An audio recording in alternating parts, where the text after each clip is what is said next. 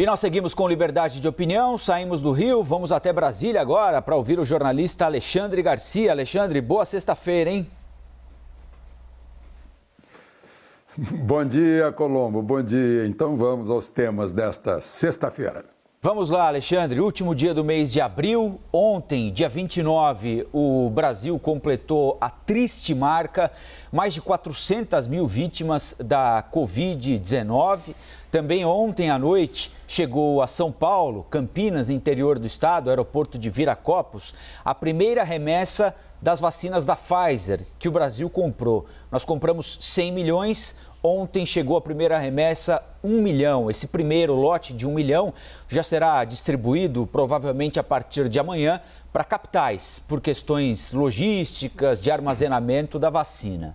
O ministro da Saúde, Marcelo Queiroga, estava no aeroporto recebendo os imunizantes e depois, em uma entrevista, diz que é necessário dar mais valor ao trabalho que o governo vem fazendo. Vamos acompanhar um trecho.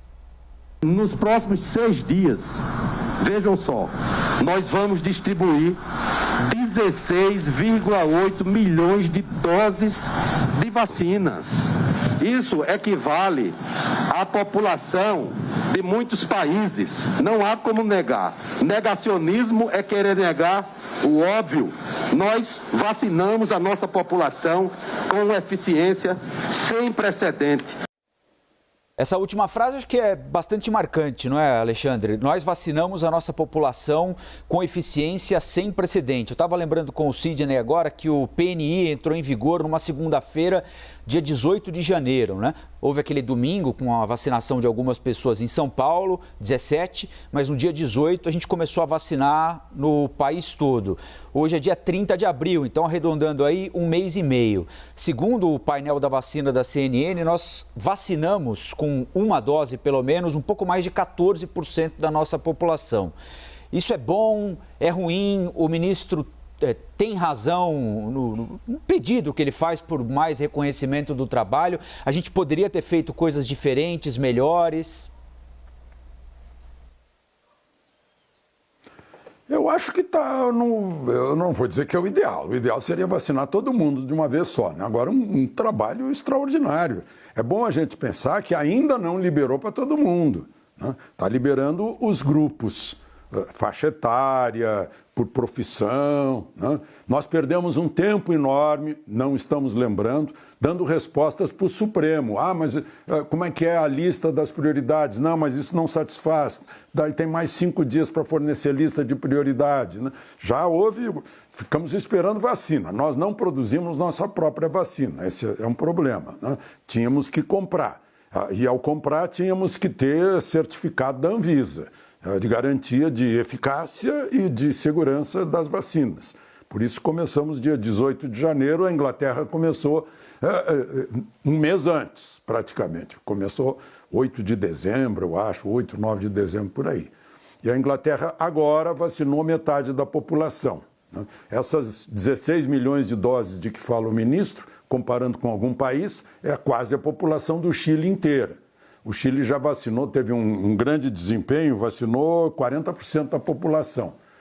Portugal, por exemplo, o tempo todo vacinando, vacinou 3 milhões de portugueses, um pouquinho mais, né? Então, acho que com 42 milhões de pessoas vacinadas em primeira e segunda dose, né? 58 milhões de doses distribuídas. O ministro falou, inclusive, que a gente está com a capacidade instalada, digamos assim, de vacinar em 38 mil postos de trabalho, mais de 2 milhões de pessoas por dia. Isso é muita coisa, né? Isso significa, aí, pelas aplicações de vacina, se a gente somar Israel, Portugal e Chile, por exemplo, né? Vamos pegar Israel e Chile, que tem grande desempenho, a gente vacinou mais, né? Então, eu não vejo razão aí para a gente achar ruim esse desempenho. Agora, foram vencendo etapas, agora está se difundindo, né? Essas vacinas da Pfizer que chegaram só vão para as capitais por causa do armazenamento e tem que ficar entre menos 25 e menos 15 graus. Né? É um senhor frio. vem num recipiente que segura a temperatura, mas não por mais de 2 semanas. Então, claro que vão dar conta de vacinar, de aplicar essa vacina da Pfizer com grande rapidez aí nas capitais. Então, acho que o desempenho está sendo muito bom. Bom, então ontem chegou esse primeiro lote da vacina da Pfizer, não é, Alexandre? Nós temos agora 3 vacinas na praça. A da Pfizer, que deve começar a ser utilizada no mais tardar na segunda-feira, a Coronavac e a AstraZeneca Oxford. Haveria uma quarta, não é? A Sputnik V, mas há um imbróglio, uma briga de foice entre os representantes da Sputnik V, que agora disseram que vão entrar na justiça contra a Anvisa por difamação, depois de a vacina russa ter tido uso emergencial negado aqui no Brasil. Aí ontem à tarde, a Anvisa convocou um pronunciamento para rebater acusações que foram feitas pelos russos, pelos desenvolvedores da vacina, de que a agência fez informações falsas a respeito da Sputnik, que o Brasil estaria sofrendo pressão política dos norte-americanos para impedir a entrada de uma vacina russa por aqui. A Anvisa apresentou detalhes técnicos, por exemplo, sobre partículas replicantes, dizendo que essas partículas replicantes podem ser produzidas durante o processo de fabricação da Sputnik V e que esse processo não é esperado nem aceito, evidentemente, para uma vacina qualquer. Vamos acompanhar um trecho. Nós estamos à disposição para discutir, para dialogar. Nós sabemos como funciona a ciência. Especificamente no que diz respeito, nós temos um dossiê, são mais de 600 páginas, que contém todas as informações, todos os laudos, todos os dados e as discussões que contemplam esse tópico. Não estamos fechando porta a absolutamente nada. Esses dados apresentados podem ser revistos, corrigidos e reapresentados, mas a decisão do regulador é o retrato do momento. E no momento, naquela segunda-feira passada, não nos foi possível aprovar o que nos deu grande tristeza. Nós enviamos, pelo processo de autorização de uso emergencial, uma lista de exigências que não foram respondidas até o momento. Bom, sobre as declarações do fundo russo, de uma eventual pressão política dos americanos, aqui sobre a Anvisa, por exemplo, o Itamaraty informou que espera que as questões pendentes para aprovação da vacina possam ser solucionadas de modo satisfatório para que a Anvisa possa contar com mais uma vacina no processo nacional de imunização. Então, nem a Anvisa e nem o Itamaraty compraram o tom sugerido pelo Fundo Soberano Russo, não é, Alexandre? Um tom mais contundente nas críticas aí. Queria que você falasse sobre os argumentos apresentados pela Anvisa, se eles são suficientemente convincentes para a gente entender por que é que nesse momento a vacina russa não teve a importação autorizada. Bom, em primeiro lugar, a questão política, né? Foi por razão política.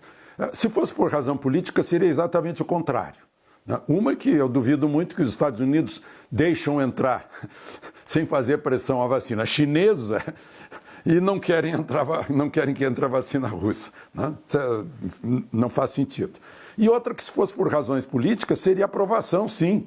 Né? O presidente da Anvisa, o almirante Barra, e o presidente Bolsonaro são amigos, inclusive, de sair de moto os dois. Né? Então, se houvesse, assim, um pedido de aprovação, né? Porque ele ligou, o presidente Bolsonaro ligou para o Putin, pedindo para dar força para a delegação brasileira, abrir portas e tal, para examinar tudo. Então, o que se vê aí é um sentido amistoso em relação aos russos. Né? Mas lá na reunião, foi perguntado, lá na reunião em Moscou, e esse segundo adenovírus aí, que tem capacidade de se reproduzir, né? Adenovírus, só para a gente voltar a esclarecer, eu sei que a CNN já esclareceu, mas causa resfriado, pneumonia, diarreia. Né? Adenovirose é grave. né? Então, o adenovírus, que é o vetor que conduz o vírus enfraquecido do corona, ele fica também enfraquecido, ele não pode se replicar. E a vacina russa tem 2 adenovírus, um que não se replica, mas o outro se replica. E os russos disseram, ao serem perguntados, que perceberam isso, mas que não voltaram a produzir, porque isso faria uma perda de tempo enorme. É bom a gente lembrar que eles, na corrida, chegaram primeiro, igualzinho ao espaço, né? Chegaram primeiro, o primeiro satélite foi russo, o primeiro homem no espaço foi russo, né? Então, chegaram primeiro. Então, o tempo para eles é muito importante. Então, disseram que, infelizmente, não dá para reconsiderar isso. E veio na documentação, né? E, por outro lado, estava o ministro Lewandowski pressionando. Está 30 dias. Se não der 30 dias, está liberado. E como efetivamente liberou. Não, uma liberação meio estranha, dizendo está liberado, pode comprar sob exclusiva responsabilidade do governador, guardadas as cautelas e cuidados do fabricante e da autoridade médica. Ou seja, a autoridade médica é a Anvisa. Então, não teve como, né? Claro, está aberto, né? E essa abertura é a Sputnik dizer o seguinte, né, a Gamaleya, tudo bem, nós vamos fazer vamos usar outro método aí para atenuar esse segundo adenovírus, que é um vírus de primata. Primata somos nós, o chimpanzé, né? É um vírus de primata. Então, é isso. Dar tempo ao tempo agora, já que o ministro Lewandowski não deu tempo de resolver essas coisas. Quanto mais vacina nós tivermos, melhor. Bom, e a CPI segue andando no Senado, a CPI da pandemia. O senador Renan Calheiros, que foi mantido na condição de relator, após decisão também do ministro Ricardo Lewandowski, manteve ofensiva em mais um dia de trabalho da comissão. Vamos acompanhar. Só deve ter preocupação os aliados do vírus. Quem não foi aliado do vírus não deve ter nenhuma preocupação. E aí, Alexandre, o tom continua o mesmo sendo usado pelo relator Renan Calheiros, né? Perfeito.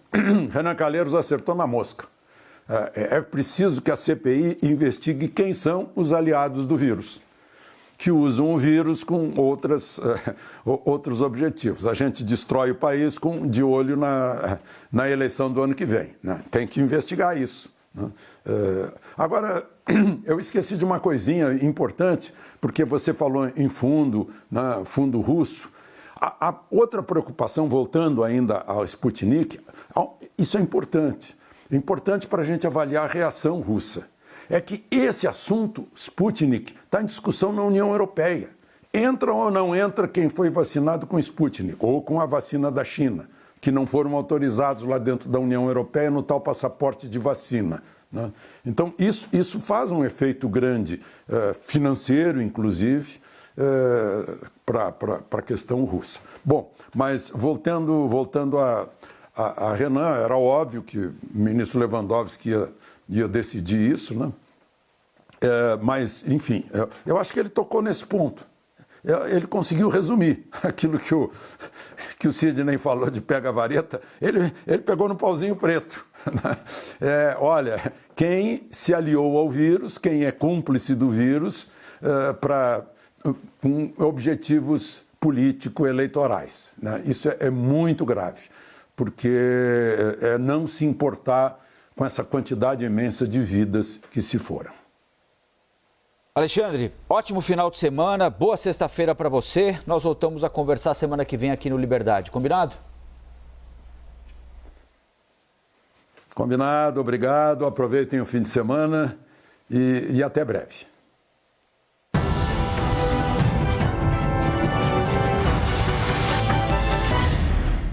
As opiniões emitidas pelos comentaristas do quadro não refletem necessariamente a posição da CNN.